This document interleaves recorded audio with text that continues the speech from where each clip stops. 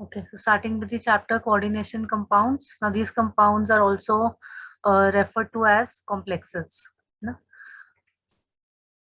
Now before actually discussing what are coordination compounds or complexes, first we discuss the general term, that is the addition compounds.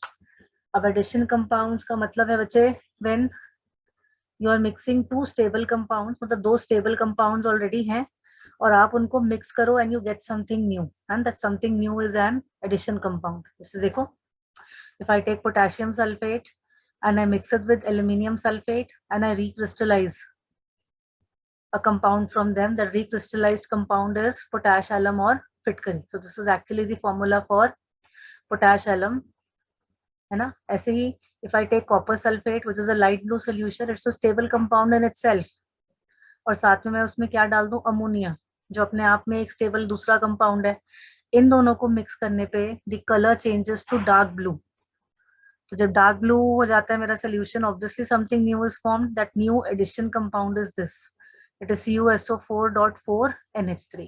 But होता क्या है, during formation of both these addition compounds there is a small difference between them. वो difference हम आगे discuss करते हैं.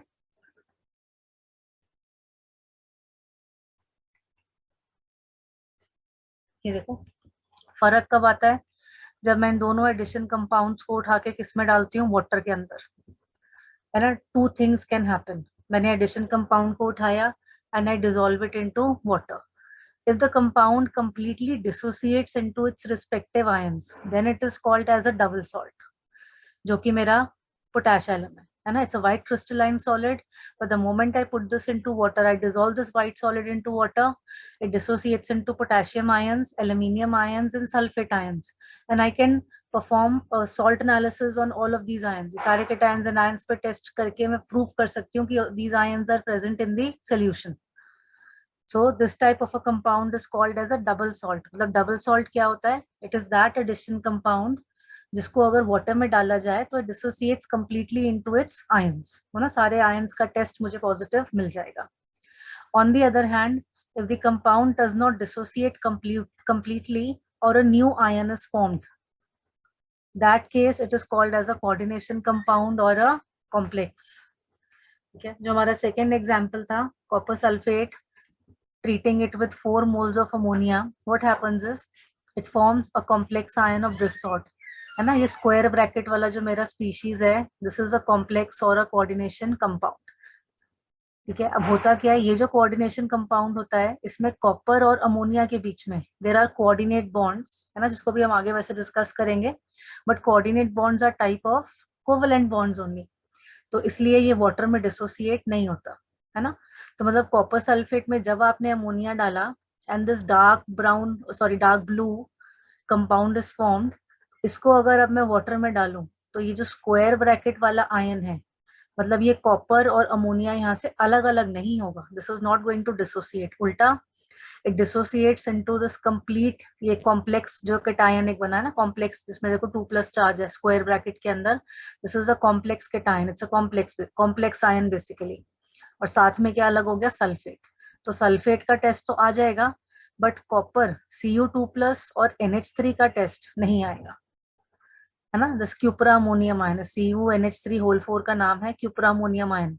It does not dissociate in water, so Cu2+ and NH3 cannot be tested. So मेरे addition compounds दो तरीके के होते हैं, एक होता है डबल सॉल्ट, दूसरा है कोऑर्डिनेशन कंपाउंड और a complex. Double salt completely breaks up into the ions, while complexes they completely do not dissociate, है ना. जो उसमें कॉम्प्लेक्स वाला पार्ट है या कोवेलेंट बॉन्ड, कोऑर्डिनेट बॉन्ड वाला पार्ट है, that does not dissociate into ions completely in water. वो पूरा complex ion as it is रहता है इन सोल्यूशन.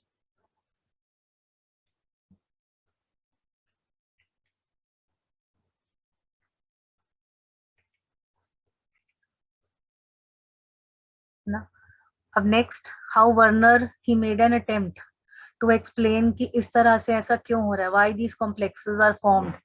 तो what Werner said was, his attempt to explain the formation of complexes was, he said that metal it shows two types of valencies. Metal की दो तरह की valency होती है, primary and secondary. जो प्राइमरी वैलेंसी होती है, जिसको हम लेमैन टर्म्स में क्या बोलते हैं, चार्ज ऑन द मेटल, है ना. So it is ionisable, and ये चार्ज को आप किससे सेटिस्फाई कर सकते हो, एनायन से. और जो सेकेंडरी वैलेंसी होती है, और जिसको हम मेनली अब इस चैप्टर में डील करेंगे, that is actually the number of covalent और coordinate bonds which that metal can form. है ना, मेटल पे जो चार्ज आ रहा है वो अलग चीज है, पर वो मेटल कितने कोवलेंट या कोऑर्डिनेट बॉन्ड्स फॉर्म कर सकता है, that is the secondary valency of the metal. अब क्योंकि कोवलेंट या कोऑर्डिनेट बॉन्ड है, तो this is non ionisable, it cannot be dissociated, and I can satisfy the secondary valency by the presence of cations and ions or any neutral species.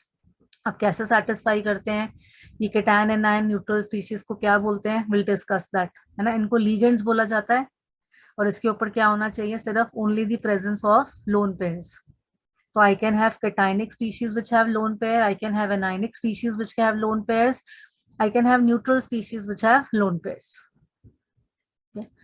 अब जैसे इसी एक क्यूपरामोनियम ion, जिसको अभी हमने लास्ट स्लाइड में देखा, इसी के अंदर ही अगर हम प्राइमरी एंड सेकेंडरी वैलेंसी निकालने जाएं, तो देखो, if I try to calculate the charge here on ammonia on copper, है ना, इसको अगर मैं x ले लूं और अमोनिया जो है मेरा, इट्स अ न्यूट्रल मॉलिक्यूल ना, ये देखो देखो इसका value I take it as x, है ना. अमोनिया पे तो मेरा 0 चार्ज है because it's a neutral molecule, तो मेरा कॉपर के ऊपर कितना आ जाता है चार्ज, ये मेरा किसके इक्वल आ जाएगा अगर मैं इसको सॉल्व करूं, this is x plus 4 times of 0, this is equal to +2, so my x comes out to be equal to +2. ये जो +2 है, this is actually my primary valency, है ना, जो मेरी आयनाइज्ड हो सकती है.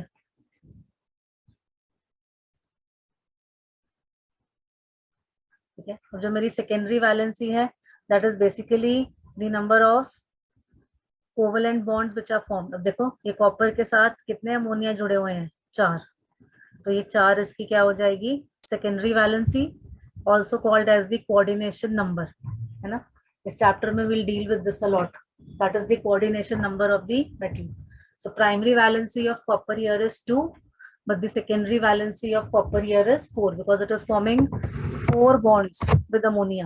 4 अमोनिया को इसने होल्ड किया हुआ है, so इसने 4 बॉन्ड से अमोनिया को होल्ड किया हुआ है, so इसका secondary valency is 4. This is how you can identify the primary and secondary valency inside any complex. Next देखो, how he actually proved the presence of primary and secondary valency. ये देखो, what he did was he mixed cobalt chloride with different number of moles of ammonia, है ना. पहले एक क्या करा इसने, कोबाल्ट क्लोराइड का तो 1 मोल ईच रखा, अमोनिया का 3 मोल्स मिक्स किया, दूसरे बीकर में 4 moles, then 5 moles and 6 moles. what he got was different colored compounds. जब 3 मोल मिक्स किया, the colour of the compound was blue green, 4 mole पे इट वाज वॉयलेट, 5 मोल्स पे it was rose purple, and 6 moles पे it was yellow. Then what he did, अच्छा ये देखो, अगर हम इसको एडिशन कंपाउंड की तरह लिखें तो ये क्या हो गया, COCl3.3NH3, ये हो गया .4NH3, .5NH3 एंड .6NH3. तो ये number of moles of ammonia के चेंज करने से अगर कलर चेंज हो रहा है, मतलब डेफिनेटली जो कॉम्प्लेक्स बन रहा है दैट इज डिफरेंट. अच्छा, फिर उसको आइडेंटिफाई करने के लिए व्हाट ही डिड, उसने क्या परफॉर्म किया, उस पर कंडक्टिविटी मेजरमेंट्स. कंडक्टिविटी मतलब देखने के लिए कि कौन कौन से आयंस हैं. तो जो पहले वाला कॉम्प्लेक्स था जिसमें 3 मोल्स ऑफ अमोनिया डाला था, ब्लू ग्रीन कलर का था, उसमें तो कंडक्टिविटी आई ही नहीं, मतलब इसमें कोई भी आयन जो है वो फ्री नहीं है. ये जो भी स्पीशीज बना था, this was completely neutral. Then second case में जो conductivity I, that was 1:1.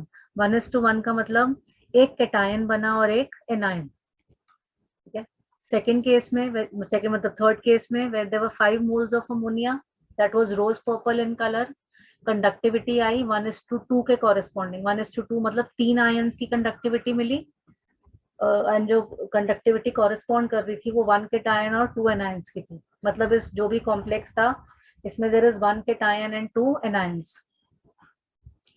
Similarly, for 6 moles वाला case conductivity referred to the presence of 4 ions जिसमें 1 cation था और 3 anions थे. ठीक है. अच्छा, अब देन अगेन टू सी कि कौन कौन सा आयन फ्री है कि नहीं है. He reacted these complexes with AgNO3. अब ध्यान रहे हमने एक ही चीज क्या बोली इसके अंदर कि जो आपका आयन फ्री होगा मतलब स्क्वायर ब्रैकेट के बाहर होगा, वही आपका कोई टेस्ट दे पाएगा, है ना. तो ये देखना था कि कोई क्लोरीन इसमें फ्री बचा है कि नहीं. अब देखो COCl3 के अंदर तो अगर मैं आई एड AgNO3 तो वो तो सीधा ही 3 मोल्स ऑफ AgCl बना लेगा, नॉट अ प्रॉब्लम, क्योंकि यहाँ तो तीनों क्लोराइड फ्री है. अब ये देखना था कि अमोनिया के डालने से ये क्लोराइड अभी भी फ्री है कि नहीं है. तो इसने क्या करा, मोल्स ऑफ अमोनिया डाले एक्सेस में. पहले जब मोल्स ऑफ अमोनिया डाला, स्टार्ट किया डालना, there was no formation of precipitate in first case. मतलब यहाँ कोई भी क्लोराइड आयन फ्री नहीं था. फ्री होता तो वो व्हाइट पीपीटी बना लेता ऑफ AgCl, है ना. बट देन सेकंड केस में it took him 1 mole, it took him जो AgNO3 उसने डाला, it formed 1 mole of AgCl. 1 mole of AgCl corresponded to 1 free chloride ion. चलो मैं इसको लिख भी देती हूँ साथ साथ, है ना. इसका मतलब हो गया there was no free ion in this case.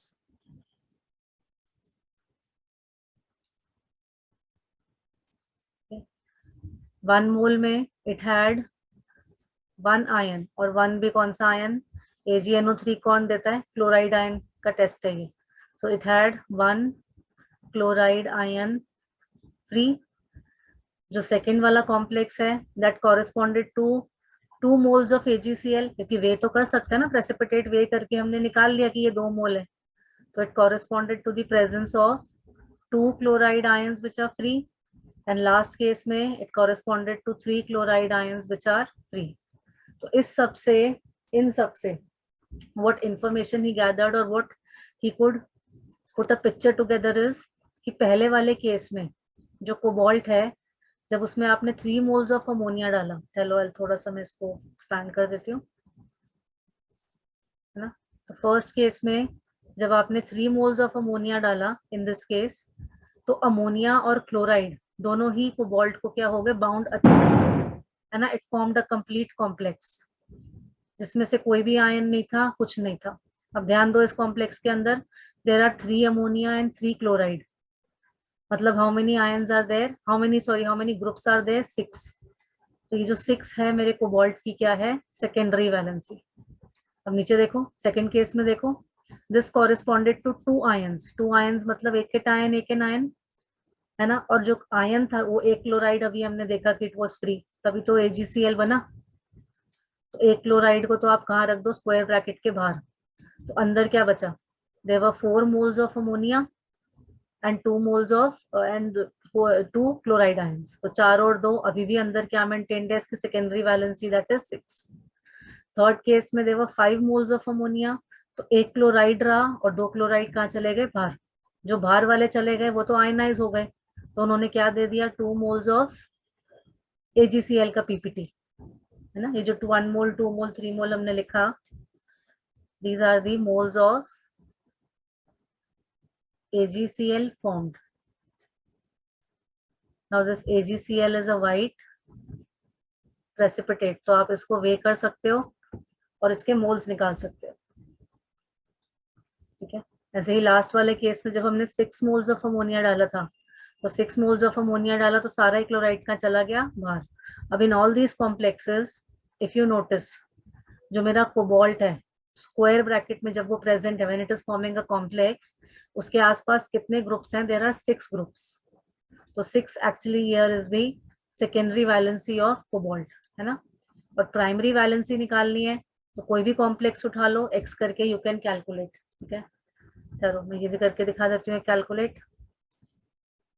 I have CO, कोई भी उठा लेते हैं, picking up the second one, है ना. और बाहर क्या है, Cl. देखो बाहर जो Cl माइनस है, मतलब इसके ऊपर क्या होगा, प्लस. अब आ जाओ, मेरा कोबाल्ट इज व्हाट, इसको ले लेते हैं X. अमोनिया का चार्ज तो होता है 0, क्लोराइड होता है -1। तो मैं इसको इक्वेशन इन वन वेरिएबल बनाऊं तो ये क्या बन जाएगा, x + 4 times of 0 + 2 times of -1, ये किसके इक्वल आ जाएगा, net charge that is +1, x comes out to be +3. So this +3 here is my primary valency. This is how we can calculate or we can check for the primary and secondary valency of the compound, and this is how Werner did the experiment and he proved the presence of two valencies. कि एक ionisable valency होती है और एक non ionisable, मतलब एक secondary valency होती है, that is the number of coordinate bonds that the metal forms with the groups.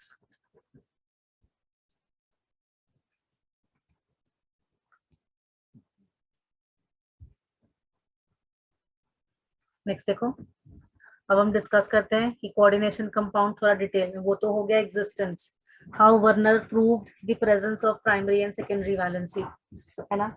अब जब आप पढ़ेंगे कोऑर्डिनेशन कंपाउंड्स तो पहली बात, the coordination compounds are kept in square brackets, इनको किस में रखते हैं, स्क्वायर ब्रैकेट्स में, ठीक है। अब मेरे कोऑर्डिनेशन कंपाउंड के अंदर there is a central metal atom और एन आयन, है ना। सेंट्रल मेटल एटम भी हो सकता है, मतलब जीरो स्टेट में भी हो सकता है, और एक आयनिक फॉर्म में भी हो सकता है, मतलब I need a metal, metal तो is always at the centre of all the complexes, है ना, जैसे यहाँ पे सिल्वर है या निकल है। एंड कंडीशन क्या है मेटल की, कौन से तरह का मेटल कॉम्प्लेक्स फॉर्म कर सकता है, दोज मेटल एटम्स और ions which have empty d orbitals to form coordinate bond, है ना, they should have empty d orbitals of suitable energy, जो हमारे ग्रुप्स के साथ क्या कर सके, ओवरलैप कर सके, ठीक है। अब दूसरे जो चीज वेरी इंपॉर्टेंट होते हैं, ये जो मेरे मेटल के साथ प्रेजेंट होते हैं स्क्वायर ब्रैकेट के अंदर, they are called as ligands.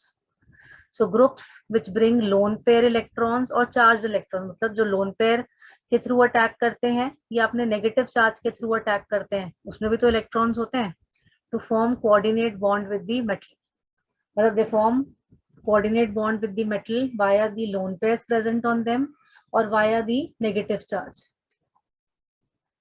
तो ये मेटल के साथ ओवरलैप करते हैं और उस मेटल के एम्प्टी ऑर्बिटल्स में क्या डोनेट कर देते हैं, अपने इलेक्ट्रॉन्स।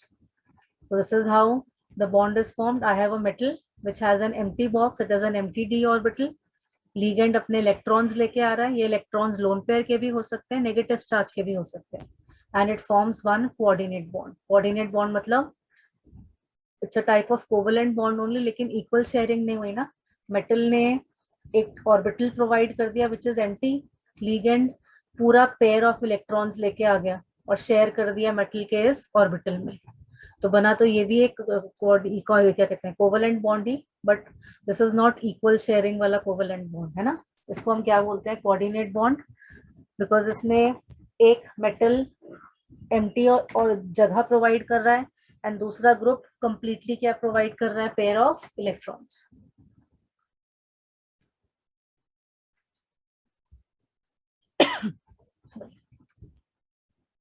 ठीक है, अब जो लिगेंड्स हैं based on their denticity, denticity का मतलब हो गया नंबर ऑफ बॉन्ड्स, है ना, हर लिगेंड्स कितने बॉन्ड्स बना सकता है वो उसकी डेंटिसिटी कहलाती है। सो वी हैव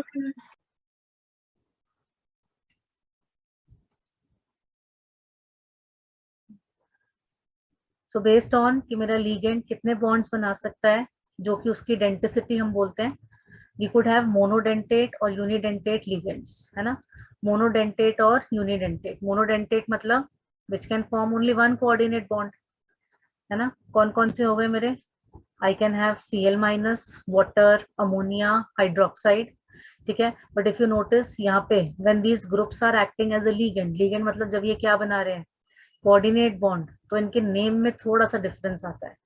क्लोराइड जब जनरली प्रेजेंट होता है Cl-, तो उसको तो हम क्या बोलते हैं, क्लोराइड, है ना, नॉट अ प्रॉब्लम।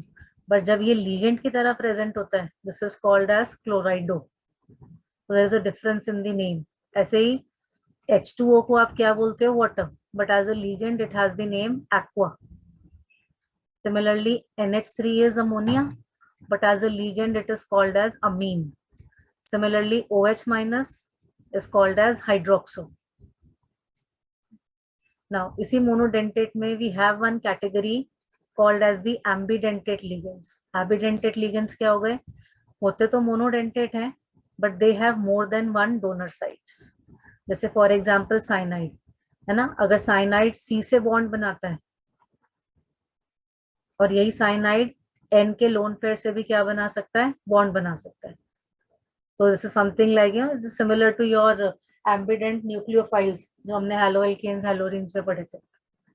तो यहाँ पे अगर कार्बन से कोऑर्डिनेट बॉन्ड बन रहा है तो इट इज कॉल्ड एज साइनाइडो और साइनोसी. अगर N से कोऑर्डिनेट बॉन्ड बन रहा है so it is called as isocyanido और cyano N. This is the name of these ligands. और खासकर एम्बिडेंटेड लिगेंड्स में तो क्या करते हैं, नाम के आगे जिस जो डोनर एटम है उसको भी मेंशन कर देते हैं. जैसे साइनाइडो में we have cyano C and isocyanido में I have cyano N.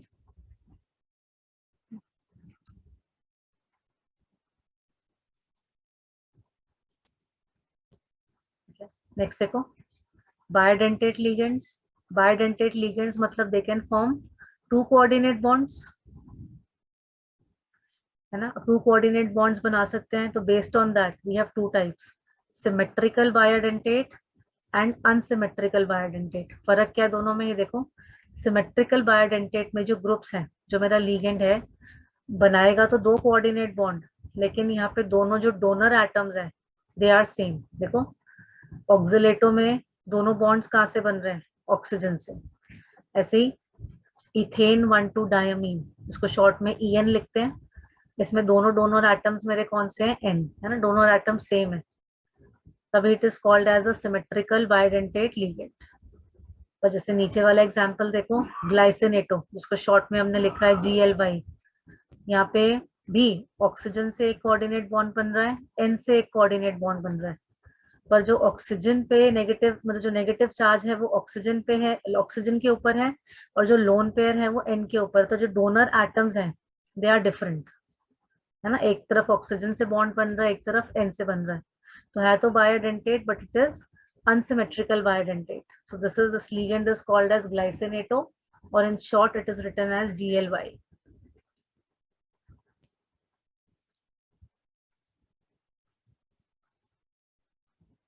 Okay. Next देखो tridentate means it can form 3 coordinate bonds. For example, diethylene triamine written as DIEN, DIEN.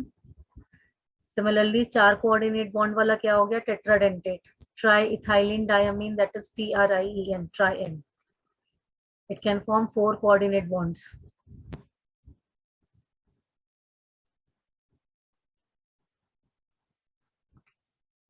Okay.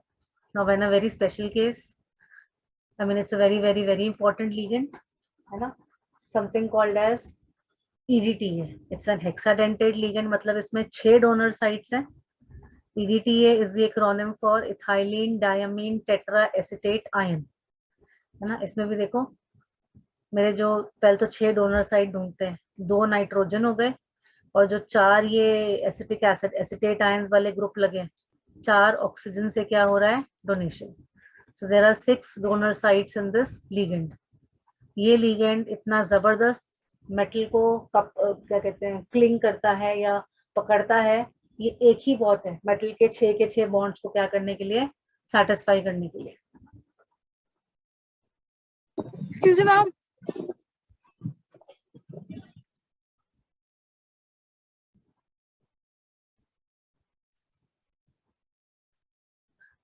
अच्छा नैन देखो, किलेटिंग लिगेंड्स और chelation. Chelation या chelate बनाने का मतलब है रिंग फॉर्मेशन, है ना. रिंग्स बन गए या केज जैसे स्ट्रक्चर बन गए. जैसे ये देखो, मतलब इफ आई हैव ऐसे एक मेटल, है ना, और ऐसे ऐसे करके बहुत सारे रिंग स्ट्रक्चर्स बन जाए इसके साथ, तो they are called as chelates. जो लिगेंड्स जैसे बना सकते हैं हम उन लिगेंड्स को किलेटिंग लिगेंड्स बोलते हैं. So those ligands which can form a ring or cage-like structure with the metal is called as a chelating ligand, and the complexes formed are called as chelates. अब chelate formation में क्या होता है, पहली बात, एक तो दे आर वेरी स्टेबल, है ना, क्योंकि मेटल की सारी वैलेंसीज एक साथ ही सेटिस्फाई हो चुकी होती हैं अच्छे से, and the process is also thermodynamically favourable. By thermodynamically favourable, ये देखो जैसे नीचे एग्जाम्पल देखो ना, कोबाल्ट के साथ I am having 6 water molecules in this complex, है ना, बट होता क्या है, ये जो सिक्स वाटर अलग अलग मतलब मॉलिक्यूल्स है ना, यहाँ कोई रिंग स्ट्रक्चर नहीं बन रहा, इसको मैं लिख देती हूँ यहाँ पे, देयर इज नो रिंग और cage structure, simply 6 water molecules are separately bonded, but जैसे ही इसमें हम ईडीटीए के साथ इसको रिएक्ट करते हैं, ये एक ईडीटीए हमने क्या बोला, इसकी डेंसिटी 6, एक ही बहुत है, ये 6 के 6 वाटर्स को एक साथ रिप्लेस कर देता है ना, ईडीटीए का डेंसिटी इज 6, तो ये 6 के 6 वाटर्स को एक साथ रिप्लेस कर देता है, सारे देखो 6 के 6 वाटर लूज हो गए और एक ईडीटीए कॉम्प्लेक्स में आ गया। अब ड्यूरिंग दिस कॉम्प्लेक्स फॉर्मेशन और किलेट फॉर्मेशन, अब क्या है इसमें, हमने क्या बोला, ये एक साथ ही इतना अच्छा वो है लीगेंड कि ये 6 तरफ से मेटल को क्या कर लेता है, ऐसे ऐसे पकड़ लेता है पूरा अच्छे से, एक अच्छे से पूरा पूरा मेटल को जकड़ लेता है, ये एक ही बहुत है ये काम करने के लिए। तो जब ये किलेट बनता है, इस किलेट के बनने से there are 6 water molecules which have been released. तो अगर देखा जाए in this process, on left side and I compare the right side, I'm having more number of moles on right side. So number of moles are increasing in the forward process. So if entropy increases, my delta S becomes positive, है ना? And for a spontaneous process, for a thermodynamically favorable process, entropy should increase. It is one of the factors. क्या होते हैं दो factors, एक होता है decrease in enthalpy and दूसरा होता है increase in entropy. So that is why this process is thermodynamically favorable. Okay.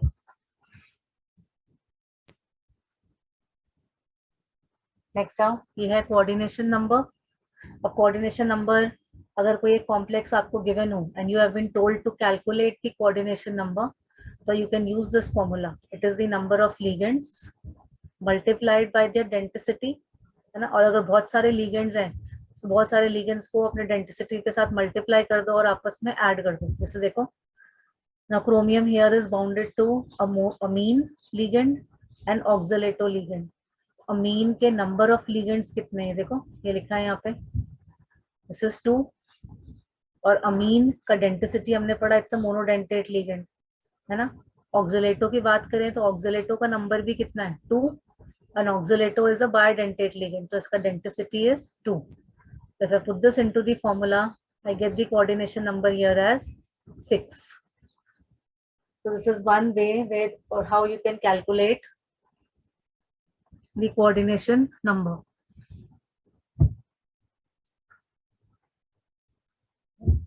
Then देखो, next is the difference between the homoleptic and heteroleptic ligands. अब जो कॉम्प्लेक्सेस में मेरे सेम तरीके के लिगेंड्स हो, जैसे 4 हो 6 हो, उससे फर्क नहीं पड़ता, but my ligands are all same, है ना, एक ही तरह का लिगेंड है, such a complex is called as a homoleptic complex. Heteroleptic में हो गया where you have different ligands, coordination number उनका मेंटेन रहता है, बट यस लिगेंड्स जो है वो अलग अलग है. So this is the main difference between homoleptic and heteroleptic complex. अब आ जाओ नेक्स्ट, देखो मेरा जो कॉम्प्लेक्स है, I could have a complex in the form of a cation, I could have a complex in the form of an anion, or I could have a complex which is neutral. But there is one thing for sure कि मेरे complex में एक क्या होगा, metal, और उसके साथ में क्या लगे होंगे, लिगेंड्स. एंड जो मेटल्स का ऑक्सीडेशन स्टेट है, you know, that can never be negative. मेरा मेटल का oxidation state, it can be 0 और it can be any positive number. हाँ, अब जो नेट यहाँ पे चार्ज आ रहा है कॉम्प्लेक्स पे, वो तो डिपेंड करेगा कौन से तरह के लिगेंड्स हैं, है ना. So that could be positive, it could be negative, और it could be even 0. So this is the basic layout of my complex. I have metal which is written first, है ना, and followed by the ligands written in alphabetical order. बता देते हैं यहाँ पे ये जो ligands हैं they are written in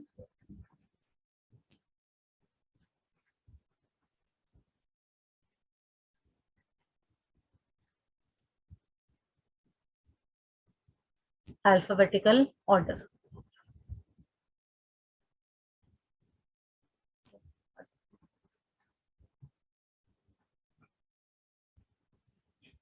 next start करते हैं अपना nomenclature of the coordination compound. ठीक है, अब ये देखो. Okay, the rules are first my cations are named first followed by the anions, है ना. अब कैटायन सिंपल हो या कॉम्प्लेक्स हो, या एनायन सिंपल हो या कॉम्प्लेक्स हो, जैसे भी हो, मेरा कैटायंस को पहले नेम किया जाता है फॉलोड बाय एनायंस. जैसे ये देखो, suppose I have a complex of this form जहाँ पे there is a normal cation और जो मेरा कॉम्प्लेक्स जो एनायन है दैट इज अ कॉम्प्लेक्स, है ना, उसके अंदर मेटल भी है, लिगेंड्स भी है, सब कुछ है.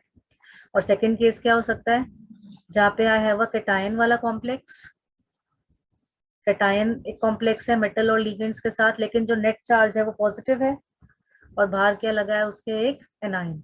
So what ever the case में भी हम अपना नेमिंग के टाइम पहले किसको नेम करेंगे, हमेशा कैटायन को, उसके बाद एनायन को. ठीक है, अब नॉर्मल कैटायंस एनायंस का नाम तो हमको पता है, K plus is potassium, Mg2 plus is magnesium. But how to name a complex? To name a complex first is we write the name of the ligands in alphabetical order, है ना. हम सबसे पहले ligands का नाम लिखने से start करते हैं. we write the name of the ligands in alphabetical order. ठीक है, ये देखो, पहले ligands का नाम लिखते हैं in alphabetical order, उसके बाद हमारे मेटल का नाम आता है, चाहे कोई भी हो, कैटायनिक कॉम्प्लेक्स हो, एनायनिक कॉम्प्लेक्स हो, कुछ भी हो, पहले सारे लिगेंड्स का नाम लिखा जाएगा फॉलोड बाय मेटल का नाम.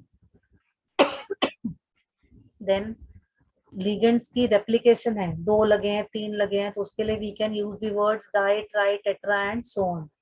पर ये मेरे जो वर्ड्स हैं डाई, ट्राई, टेट्रा, इनसे alphabetical order is not decided, है ना. अल्फाबेटिकल ऑर्डर उनके नाम से ही डिसाइड होएगा.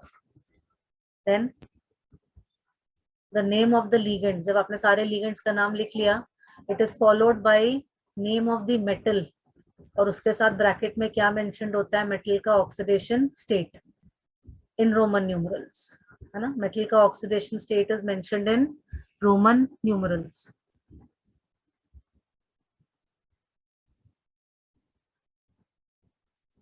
जैसे ये देखो, first case I have zinc present with H2O, there are 4 water molecules present, and ये कैटायनिक कॉम्प्लेक्स है ना. अब इसका काउंटर आयन मिसिंग है, अभी हम सिर्फ इतने का नाम लिखना सिखाएंगे. पहले ये देखो, ये water as a ligand is aqua, and कितने लगे हैं वाटर, 4. सो इस लिगेंड का नाम क्या हो गया, टेट्रा एक्वा. अब टेट्रा एक्वा में ध्यान रखना, ये दोनों ए को रखना है, ऑर्गेनिक की नॉमेनक्लेचर की तरह एक नहीं उड़ाना.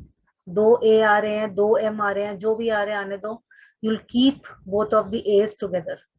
This is tetra aqua.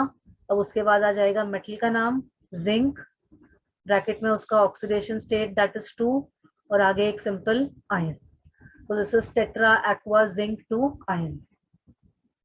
अब नीचे देखो, नीचे भी जिंक वाला एक कॉम्प्लेक्स है, बट ये एनायनिक कॉम्प्लेक्स है. देखो इसका नेट चार्ज इज 2-, तो ये कितना हो गया, 4 क्लोरीन लगे हैं, तो क्या हो गया, टेट्रा क्लोराइडो. उसके बाद मेरा आ जाएगा जिंक. बस यहाँ एक डिफरेंस है, देखो जब भी मेरा एनायनिक कॉम्प्लेक्स होता है, मेटल तो उसमें भी होएगा, एनायनिक कॉम्प्लेक्स में जब भी मेटल आता है उसकी एंडिंग इज इन 8. तो यहाँ पे जिंक की एंडिंग इज इन 8, तो क्या बन जाता है, जिंक 8. जिंक ऊपर भी था, बट ऊपर जो जिंक था वो जिस कॉम्प्लेक्स में था दैट वाज अ कैटायन. यहाँ पे भी जिंक है, पर ये जिंक जिस कॉम्प्लेक्स में है दैट इज एन एनायन. तो इसकी एंडिंग जिंक नहीं होगी, इट विल बी जिंकेट 2 आगे आयन. ठीक है, ऐसे देखो, ये थर्ड एग्जाम्पल मेरा, इसमें हमने क्या बोला कि रेप्लिकेशन से आप डिसाइड नहीं करोगे अल्फाबेटिकल ऑर्डर. देखो यहाँ अमीन भी 3 लगे हैं, क्लोराइडो भी 3 लगे हैं, तो 3 के लिए रेप्लिकेशन के लिए हम क्या यूज करेंगे, ट्राई, बट डाई ट्राई से alphabetical order is not choose, it is not chosen, है ना. So I simply write tri amine, tri chlorido, उसके बाद मेरा मेटल का नाम, और ये न्यूट्रल कॉम्प्लेक्स है तो इसमें मेटल का नाम नॉर्मल आता है, this is cobalt 3 complex.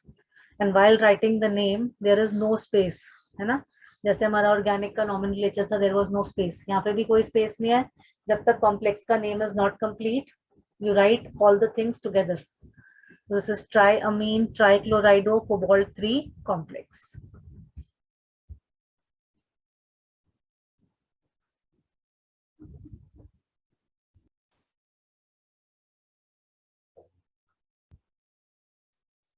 Next देखो, more examples of nomenclature of this complex is CO En whole thrice. ये कॉम्प्लेक्स के अंदर है, बाहर है Cl3. बाहर वाले आयंस को हमने बोला, हम बताया क्या बोला है, काउंटर आयंस, इनको क्या बोलते हैं, काउंटर आयंस. अब how to write the name, पहले हम लिखेंगे केटायन का नाम. यहाँ मेरा केटायन क्या है, कॉम्प्लेक्स इज दी केटायन. और कॉम्प्लेक्स की नेमिंग कैसे करेंगे, ये देखो, will write the ligands first. अब यहाँ पे En जो है, दिस इज इथेन 1,2 डायमीन, ये अभी हमने डिस्कस किया पीछे, एंड इसकी replication is 3, multiplicity here is 3, तो हम इसको लिखते हैं ट्रिस और ट्राई. रिमेंबर, तो बहुत बड़ा कॉम्प्लेक्स ग्रुप होता है, उसके लिए we can use bis tris also, we can use the word tris और ट्राई. इथेन 1,2 डायमीन, उसके बाद आ गया मेरा मेटल कोबाल्ट 3, और आगे क्लोराइड, है ना. ये फर्स्ट केटायन का नेम हो गया, और उसके बाद एनायन का. सेकेंड एग्जाम्पल देखो, निकल के साथ I have chlorine twice, 2 Cl whole twice, then PPH3. PPH3 is a ligand called as triphenyl phosphine, neutral ligand होता है, और ये कितना लगा है, 2 times, whole twice, and it's a neutral complex. देखो, तो कोई केटायन एनायन नहीं है, सिंपल नाम लिखना है इसके अंदर. आ जाओ, पहले लिगेंड्स का नाम लिखते हैं. अब क्लोराइडो है और ट्राइफेनाइल फॉस्फीन है, ऑब्वियसली सी पहले आता है अल्फाबेटिकल ऑर्डर में, तो हम लिखेंगे डाई क्लोराइडो. उसके बाद बिस, बिस क्यों लिया, बिकॉज ट्राइफेनाइल फॉस्फीन ऑर्गेनिक लिगेंड है या कॉम्प्लेक्स बड़ा सा लिगेंड है ना. तो देखो इसके नेम में ही डाई ट्राई ऑलरेडी पहले से ही आ रहा है. सो रेप्लिकेशन के लिए आप क्या यूज कर सकते हो, बिस ट्रिस इन वर्ड्स का. यहाँ इसकी जो PPH3 है, इट वाज होल ट्वाइस, तो हमने क्या यूज किया, बिस ट्राइफेनाइल फॉस्फीन, पूरा नाम लिखेंगे एज इट इज. उसके बाद मेटल का नाम, दैट इज निकल, एंड उसका ऑक्सीडेशन स्टेट इज 2. ऐसे ही K4 FeCN6. और पहले इसमें मेरा केटायन इज पोटेशियम, तो विल सिंपली राइट K के लिए, K4 के लिए हम सिंपली क्या लिखेंगे, पोटेशियम. अब जब कॉम्प्लेक्स की नेमिंग करेंगे तो क्या आएगा, लिगेंड का नाम पहले आ गया, हेक्सासाइनो या hexacyanido, you can write anything, both thing is correct. Hexacyano भी लिख सकते हो, हेक्सासाइनाइडो भी लिख सकते हो. और यहाँ पे आयरन आना चाहिए, बट आयरन, ये देखो मेरा कॉम्प्लेक्स इज एन एनायन, है ना, एनायनिक कॉम्प्लेक्स है, तो इसलिए मेरे मेटल की एंडिंग किस में होगी, 8 में. तो इन दैट केस हम आयरन के नॉर्मल नेम से लिखते हैं, इसको क्या लिखते हैं, ferrate. Iron is written as ferrate when present in anionic complex, and the oxidation state of iron here is 2. So we'll follow all the rules जो हमने बताए.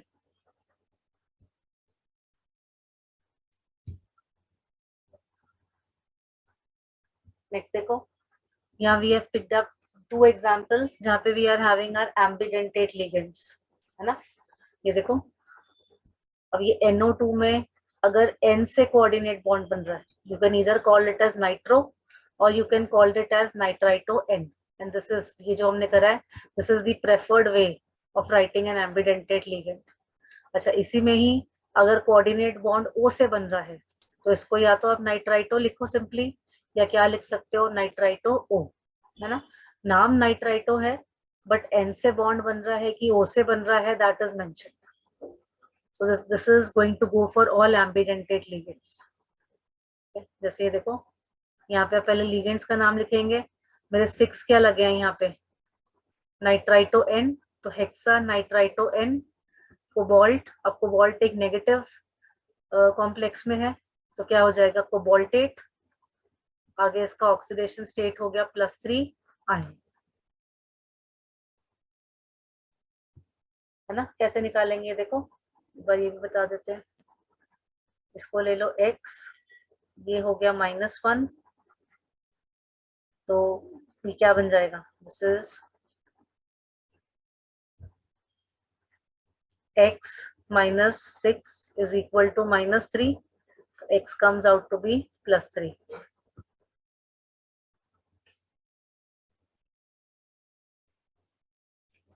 अब सेकंड में देखो, NO2 में नाइट्राइटो ही है, पर अब बॉन्ड किससे बन रहा है, ऑक्सीजन से, तो इसको लिखा ही हमने कैसे है, ONO। तो this is also hexa nitrito O, आगे के क्या हो जाएगा, कोबाल्टेट 3 आयन, है ना।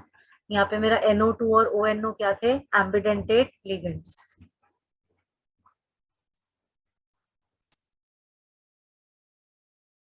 ऐसे देखो, here I have Na3 then square bracket CrCN6, तो इसमें पहले आ जाएगा simply sodium, that is my cation. उसके बाद जब अपना एनायन नेम करेंगे, मेरा एनायन कॉम्प्लेक्स है, तो will write this as hexacyano या हेक्सासाइनाइडो C, है ना। Cyano C is the name, क्योंकि इसमें C से भी बॉन्डिंग हो सकती है, N से भी हो सकती है।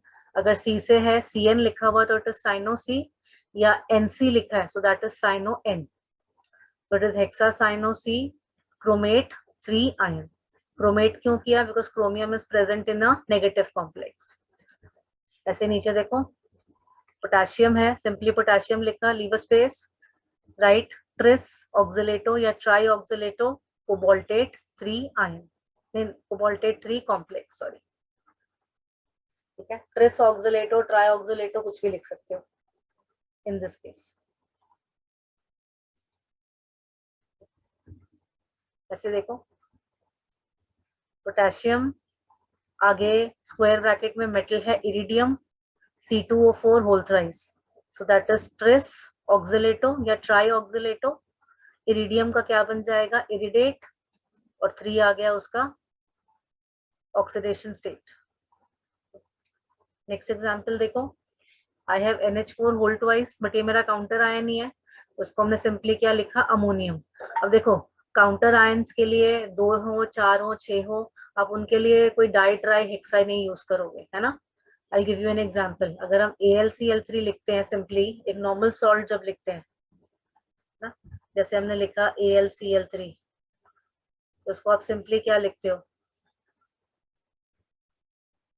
एल्यूमिनियम क्लोराइड, है ना। ये तो हम मान लेते हैं कि वैलेंसीज अपने आप सेटिस्फाई करके आप नंबर लगा दोगे, आप इसको एल्यूमिनियम ट्राइक्लोराइड नहीं लिखते हो, है ना, सिंपली क्या लिखते हो, एल्यूमिनियम क्लोराइड। तो उसी तरह काउंटर आयंस के लिए 2 लगे हो, 3 लगे हो, उसके लिए आप डाइट्राई नहीं यूज करोगे, लिगेंड्स के लिए यूज करोगे सिर्फ, बस, ठीक है। So this is simply ammonium. अब इसमें जो SCN है, SCN it is again an ambidentate ligand, this is thiocyanato S। और अगर ये NCS होता, है ना, NCS, इसको हम बोलते हैं आइसोथायोसाइनेटो और thiocyanato N, both are the names which can be used. तो इसका नाम क्या हो गया, अमोनियम। 6 लगे हैं तो इट इज हेक्साथायोसाइनेटो S प्लैटिनेट 4, है ना। कैसे निकाल सकते हैं हम प्लैटिनेट 4, ये देखो, प्लैटिनम को ले लो X, और थायोसाइनेट इज नेगेटिवली चार्ज, तो ये हो गया -6, एंड इसका नेट चार्ज कितना है, -2। इक्वेट देम, X कितना आ गया, +4।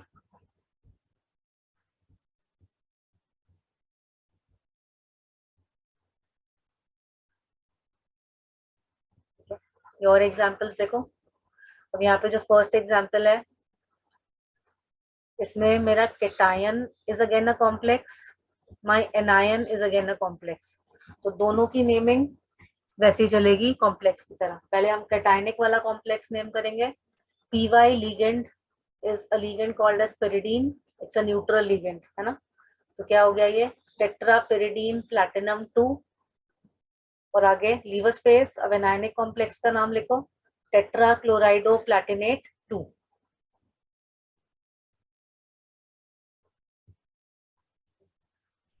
नेक्स्ट एग्जाम्पल देखो, cobalt En whole twice, F whole twice, square bracket close, ClO4. ClO4 is an ion called as perchlorate. तो नाम क्या बन गया इसका, देखो En होल ट्वाइस और F होल ट्वाइस, है ना. En is ethane 1,2-diamine, F is fluoro. E पहले आता है F से, so this ethane 1,2-diamine difluorido cobalt 3 perchlorate. नीचे देखो, VOACAC. ACAC is a ligand called as acetyl acetonato. ठीक है, इसमें जो खाली ऑक्सीजन लगा है दिस इज ऑक्सो, इसका जो चार्ज होता है -2. एसिटाइल एसिटोनेटो का भी चार्ज क्या होता है -2. वैनेडियम का X लोगे तो वैनेडियम कितना आ गया मेरा 4. This is this acetyl acetonato oxo vanadium 4 complex.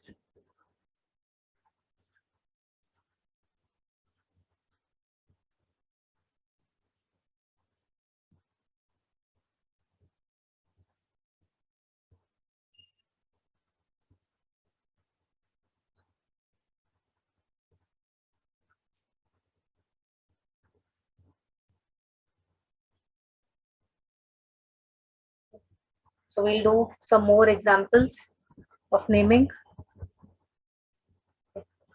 These are the rules for nomenclature once again, है ना. देखो मेरा ligands का जो क्लासिफिकेशन है वो हम उसको ऐसे भी क्लासिफाई कर सकते हैं, न्यूट्रल, एनाइनिक और cationic.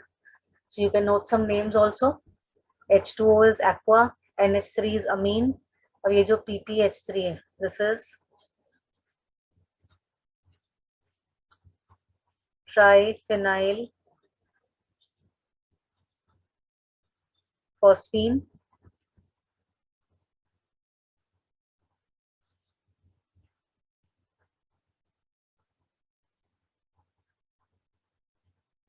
So triphenyl phosphine. Then anionic ligands में I can have chloro, chlorido, hydroxo, hydrido.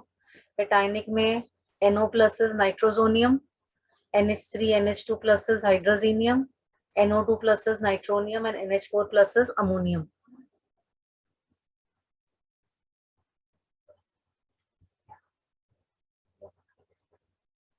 Some more examples for nomenclature. You can revise, you can do more examples.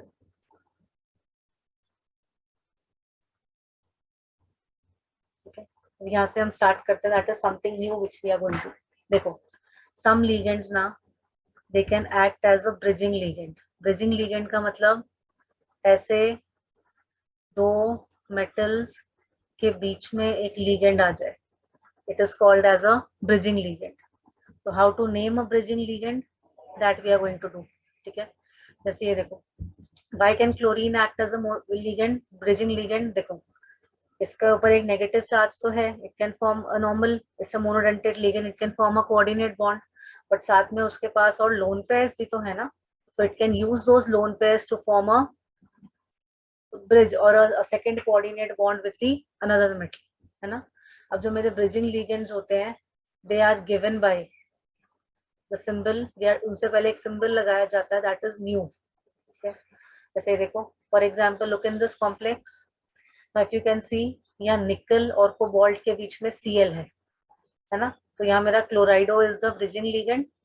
तो हम नेमिंग कैसे करते हैं, जैसे हम स्टार्ट करेंगे लेफ्ट हैंड साइड से नॉर्मली. देखो देयर इज 4 H2O होल 4, तो मतलब क्या हो गया, टेट्रा एक्वा, देन निकल 2 म्यू क्लोराइडो, और उसके बाद move over to the right hand side, क्या हो गया, टेट्रा एक्वा कोबाल्ट 2. ये तो पूरा कॉम्प्लेक्स में था, कैटाइनिक था, और आगे काउंटर आयन क्या आ गया, क्लोराइड. मतलब आपने सिंपली क्या करना है, अपने ब्रिजिंग लिगेंड के नाम के आगे क्या लगाना है, म्यू. जैसे अब नेक्स्ट वाला केस देखो, अब इसमें इफ यू नोटिस, तो जो मेरा ब्रिजिंग लिगेंड है OH, उसके लेफ्ट हैंड साइड वाला ग्रुप और उसके राइट हैंड साइड वाला ग्रुप इज सेम.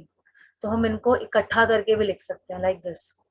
जैसे OH है, इसको तो हमने क्या लिख दिया, म्यू हाइड्रोक्सो, और बाकी मेरे दोनों ग्रुप्स को क्या लिखा, बिस करके, that was tetra amine iron 2 close the bracket, और बाहर मेरा काउंटर आयन आ गया ब्रोमाइड, है ना. ये पूरा मेरा कॉम्प्लेक्स था, म्यू हाइड्रोक्सो बिस टेट्रा अमीन आयरन 2, और बाहर सिंपली क्या लिख दिया हमने, ब्रोमाइड. हम चाहते हैं इसको ऊपर वाले की तरह भी लिख सकते थे, मतलब ऊपर वाले की तरह लिखते तो ये क्या हो जाता, टेट्रा अमीन आयरन 2, देन फिर mu hydroxo tetra amine iron 2 bromide, that was also correct.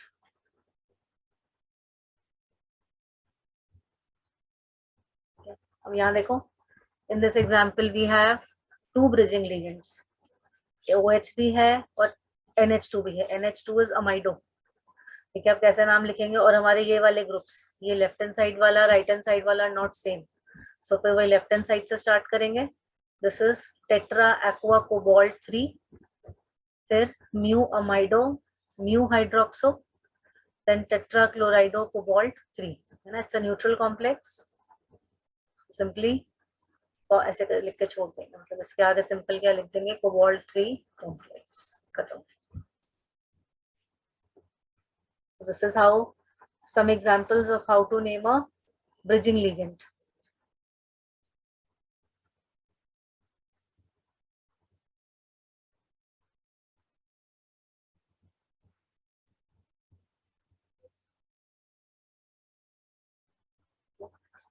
So now after finishing with the nomenclature, next we'll talk of a different type of ligands, है ना, called as non-classical ligands. अब इसमें non classical ligands क्यों बोलते हैं इनको, because इनमें जो डोनर इलेक्ट्रॉन्स होते हैं, जो डोनर इलेक्ट्रॉन्स पेयर होता है, it comes from a pi bond और a pi electron cloud, and it is not from a normal lone pair or a negative charge. It is coming from a pi bond or a pi electron cloud. For example, I have CH2 double bond CH2, है ना, this is my ethylene molecule. तो अगर ये इस pi bond से donate करता है to a metal, है ना, it can form only one bond, एक ही pi bond है, it can form one coordinate bond with the metal, so it's a monodentate group. But यहाँ पे जो हमारे इस तरह के लिगेंड्स है, इनकी हम मेंशन करते हैं हेप्टासिटी, है ना, ये मैं बताती हूँ। This eta here refers to the hapticity. Hapticity का मतलब कि ये जो आपका बॉन्ड बन रहा है, ये जो पाई बॉन्ड बन रहा है, ये पाई बॉन्ड के आसपास कितने एटम्स है, कितने एटम्स मिलके एक तरीके से एक कोऑर्डिनेट बॉन्ड बना रहे हैं, so we write this as eta 2, ठीक है। सेकेंड एग्जाम्पल देखो और समझ आ जाएगा। This is my benzene ring, benzene ring में we know we have pi delocalised electron density, है ना, तो ये डीलोकलाइज्ड इलेक्ट्रॉन डेंसिटी से भी आप क्या बना सकते हो, एक मेटल के साथ कोऑर्डिनेट बॉन्ड। तो अगर बनाओगे तो ये एक कोऑर्डिनेट बॉन्ड को बनाने के लिए कितने atoms are getting involved here, 6 ना, तो इसकी हेप्टासिटी कितनी हो गई, ईटा 6, बट जो इसकी डेंसिटी है दैट इज 3 क्यों, क्योंकि कितने पाई बॉन्ड्स थे, 3 पाई बॉन्ड्स थे, सो इट इज लाइक दिस, यहाँ गया 1 मतलब 2 और ये 3, ऐसे। नेक्स्ट देखो, ये मेरा है इथाइन मॉलिक्यूल, इसमें भी क्या होगा, it can form one coordinate bond with the metal, तो इसकी हेप्टासिटी कितनी हो गई 2, क्योंकि 2 एटम्स है ना, एक ये वाला कार्बन और एक ये वाला कार्बन, इस मॉलिक्यूल में 2 एटम्स है which are forming one coordinate bond with the metal. नीचे देखो, दिस इज साइक्लोपेंटाडाइनाइल एनायन, अब ये भी एरोमेटिक स्पीशीज है, तो इसमें भी पाई इलेक्ट्रॉन डेंसिटी है पूरी डीलोकलाइज्ड। अब एक बॉन्ड मतलब आपके इसमें कितने डोनर साइट्स है, ये देखो, एटम्स तो कितने हैं इसमें, देयर आर 5, तो इसकी हेप्टासिटी तो इज 5, ये देखो, है ना, 1 carbon 2 carbon 3 carbon 4 carbon 5 carbon, तो एटम्स कितने हैं इसके 5, तो इसको हम लिखते हैं ईटा 5, this is an eta 5 ligand. But इसमें डेंसिटी कितनी है, डबल बॉन्ड्स कितने हैं, ये देखो 1 2, और तीसरा डबल बॉन्ड तो नहीं है, बट एक इलेक्ट्रॉन डेंसिटी है नेगेटिव चार्ज की, तो तीसरा बॉन्ड कहाँ से बन सकता है, यहाँ से। This is also a tridentate ligand having heptacity of 5, so it's an eta 5 tridentate ligand. Benzene here was an eta 6 tridentate ligand.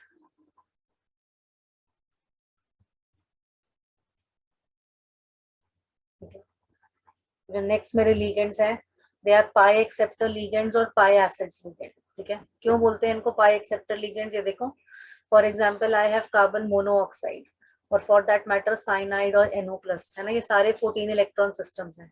अगर ये 14 इलेक्ट्रॉन सिस्टम्स देखो आप, इसका अकॉर्डिंग टू MO थियरी, इसका अगर आप वो लिखने जाओ इलेक्ट्रॉनिक कॉन्फ़िगरेशन, सो इसमें जो ये पाई स्टार ऑर्बिटल्स हैं, MOs हैं, pi star MOs, they are vacant. These antibonding molecular orbitals here are vacant. So it can use these high energy antibonding orbitals to form a bond with the metal. तो क्या करता है, अब normally तो क्या करता है, मेटल अपना खाली ऑर्बिटल प्रोवाइड करता है ना, एंड द लिगेंड अपने इलेक्ट्रॉन्स लेके आता है. तो जो ये ब्लू वाला ओवरलैप है, this is my normal coordinate bond which is formed. But यहाँ पे इन टर्न एक और बॉन्ड फॉर्मेशन हो रहा है. क्या, जो मेटल के फील्ड ऑर्बिटल्स हैं वो CO के एम्प्टी पाई स्टार, जो ये देखा हमने वेकेंट एंटी बॉन्डिंग MO है, खाली है ना ये, वो इन खाली ऑर्बिटल्स के साथ साइडवेज ओवरलैप करके क्या बना सकता है, पाई बॉन्ड.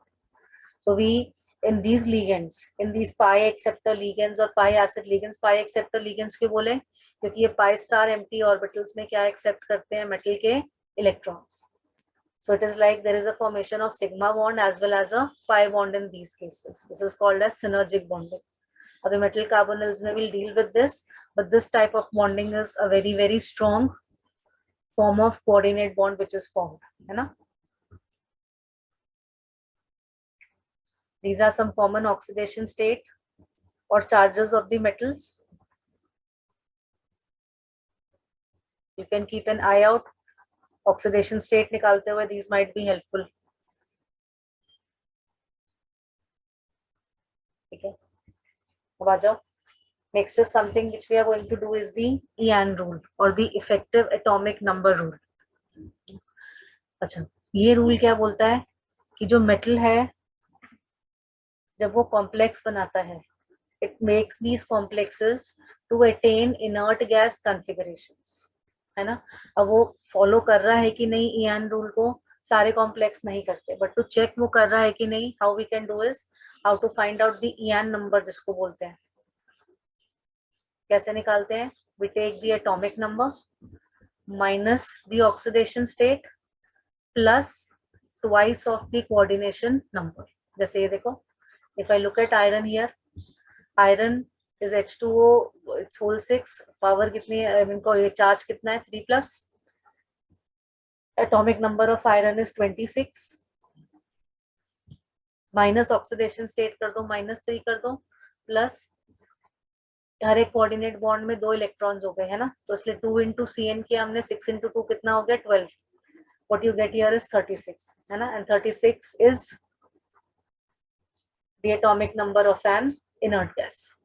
Similarly, K2HgI4, यहाँ पे look at this complex here, mercury का एटॉमिक नंबर इज 80, चार्ज है इसका 2-, ठीक है, और क्या हो गया, 2 into 4, इसको हम सॉल्व करेंगे तो ये क्या आ गया, 86. And again note, yes, EAN rule is not followed in all complexes.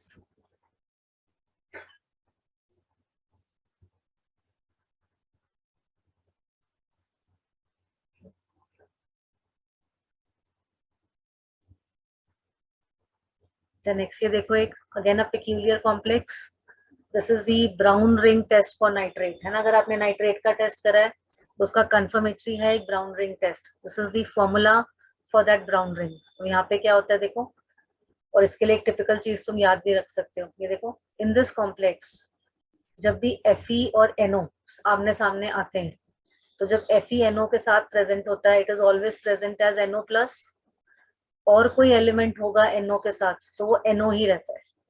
तो यहाँ पे इस कॉम्प्लेक्स में NO पे चार्ज हो गया +1, वाटर पे हो गया 0, है ना. और क्योंकि ये बाहर सल्फेट पे 2- है तो कॉम्प्लेक्स पे कितना हो गया, 2+, तो मेरा आयरन का स्टेट कितना निकल आता है, +1.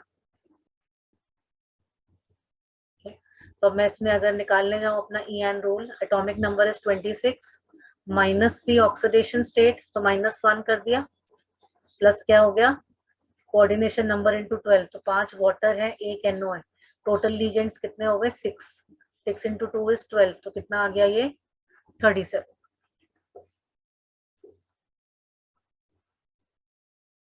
तो यहाँ पे 37 जो है मेरे किसी भी इनर्ट गैस का जो है एटॉमिक नंबर नहीं है ना। सो यहाँ पे मेरा Ian rule is not followed again.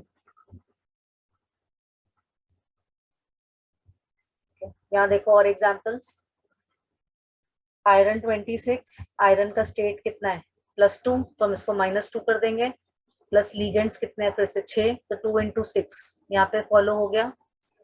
This complex here FeCN5NO, sodium मतलब CN5 और NO के साथ this complex is called as, it goes by the name of Prussian blue. तो यहाँ पे मेरा जो एटॉमिक ये इफेक्टिव एटॉमिक नंबर रूल है that is followed, EAN rule is followed. अच्छा नेक्स्ट अब देखो, यहाँ पे एक नॉन क्लासिकल लीगेंड आ गया। अब कैसे कैलकुलेट करें, देखो प्लैटिनम का एटॉमिक नंबर इज 78, इसका oxidation state here comes out to be +2, 78 - 2। अब इसमें देखो कितने लीगेंड्स है, there is 3 chlorine and 1 this, total ligands कितने आ गए 4, तो 4 2 सा कितना हो गया 8, सॉल्व करो क्या आ जाता है 84।